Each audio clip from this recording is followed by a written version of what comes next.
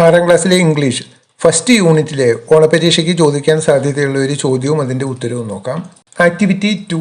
As part of a classroom activity, you have to write words that started with each letter of Abin, your classmate. Some positive adjectives are given below. നമുക്ക് ഇങ്ങനെ പരീക്ഷയ്ക്ക് ഒരു ചോദ്യം ചോദിക്കാൻ സാധ്യതയുണ്ട്. നിങ്ങളുടെ ഒരു ഫ്രണ്ടിന്റെ പോസിറ്റീവ് അഡ്ജക്റ്റീവ്സ് ഒക്കെ വെച്ചിട്ട് ഒരു ക്യാരക്ടർ സ്കെച്ച് തയ്യാറാക്കുക എന്ന് പറഞ്ഞിട്ടൊരു ചോദ്യം പരീക്ഷയ്ക്ക് ചോദിക്കാറുണ്ട്. ഇവിടെ നമുക്ക് തന്നിരിക്കുന്ന ഒരു ചെറിയ പേരാണ് അബിൻ എന്നുള്ള ഒരു കുട്ടിയുടെ ക്യാരക്ടർ സ്കെച്ചാണ്.